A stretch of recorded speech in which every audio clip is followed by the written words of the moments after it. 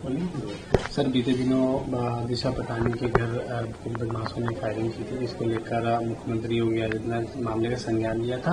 आप लोगों ने टीम गठित करके जो आज मुठभेड़ हुई है, 2 बदमाशों को ढेर किया गया, क्या कुछ कहेंगे सर? 12 सितंबर को सुबह लगभग 3:45 बजे दिशा पटानी के घर पर 2 अपराधियों ने फायरिंग की थी। इसके बारे में माननीय मुख्यमंत्री जी के स्पष्ट निर्देश प्राप्त हुए थे कि इस प्रकार के जनता में खौफ पैदा करने वाले अपराधियों को तत्काल कानून के दायरे में लाया जाए। माननीय मुख्यमंत्री जी के स्पष्ट निर्देश हैं कि क्राइम के प्रति जीरो टॉलरेंस की नीति होनी चाहिए।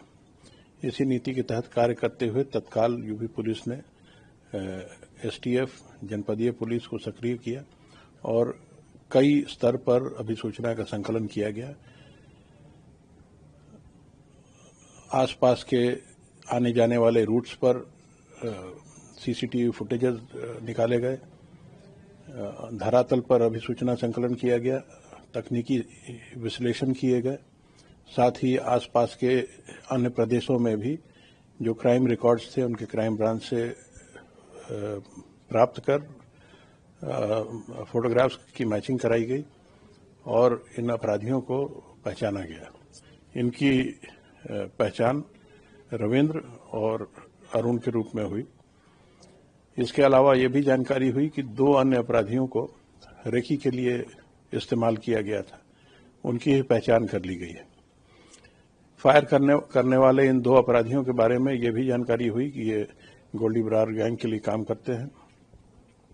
गोल्डी बरार ने इस घटना की जिम्मेदारी सोशल मीडिया के माध्यम से ली थी, जो सभी मीडिया चैनल्स द्वारा दिखाई भी गई थी।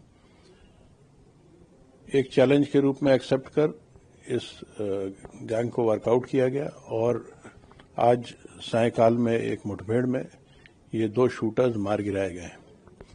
इसमें रविंद्र का आपराधिक इतिहास अच्छा खासा है। इसके द्वारा पुलिस पर भी पूर्व में फायरिंग की गई है, जिसमें हरियाणा पुलिस का एक कांस्टेबल के छाती में गोली लगी थी। मुठभेड़ में इनके पास से 2 बहुत ही सोफिस्टिकेटेड पिस्टल्स बरामद हुए हैं, जिसमें एक जिगाना की पिस्टल है और एक ग्लॉक की पिस्टल है। साथ ही बड़ी संख्या में 9mm के कारतूस भी बरामद हुए। अब मुठभेड़ के बाद इन्हें हॉस्पिटल ले जाया गया, जहां डॉक्टर्स ने इन्हें डेड डिक्लेयर कर दिया है। आगे की विधिक कार्रवाई की जा रही है। साथ ही इस गैंग के सभी छोरों की, इसके सारे मेंबर्स की जानकारी भी की जा रही है, ताकि संपूर्ण गैंग पर एक्शन लिया जा सके। सर क्या ये गोल्डी बरार के सक्रिय सदस्य थे? इनको पैसे देके काम कराया गया था, कैसे? यह गैंग गोल्डी बरार के लिए काम करता था। गोल्डी बरार और रोहित गोधारा ये एक ग्रुप है। गोल्डी कनाडा से सक्रिय है और रोहित गोधारा जो है वो उसके पोर्टुगाल में होने की जानकारी हुई है। इन्हीं का एक गैंग मेंबर लुपिन नेहरा, उसके ही पोर्टुगल में होने की जानकारी है, द्वारा ये ग्रुप संचालित किया जा रहा था और ये निर्देश दिए गए थे। इनका मकसद था कि ये जनता में खौफ पैदा करें, जिससे ये फिर आगे अपने गैंग की एक्टिविटी को उत्तर प्रदेश में फैला सकें और यहाँ भी वसूली आदि कर सकें। लेकिन मेरी उम्मीद है कि आज की इस कार्रवाई के बाद ये गैंग्स उत्तर प्रदेश सरकार के जीरो टॉलरेंस पॉलिसी को दोबारा टेस्ट करने नहीं करेंगे।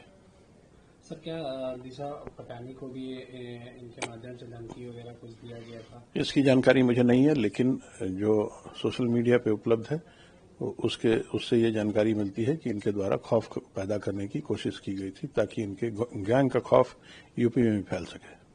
सर इनके पास इंटरनेशनल हथियार जो बरामद हुए हैं, क्या लगता है? भारत में इंटरनेशनल हथियार बैन है, लेकिन फिर भी इनको कहां से मिल रहा है? इस प्रकार के हथियार इस तरह के ऑर्गेनाइज्ड गैंग के पास अक्सर देखे जाते हैं।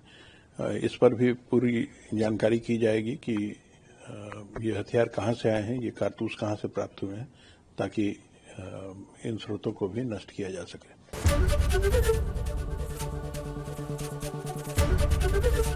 एबीपी गंगा, खबर आपकी, जुबान आपकी।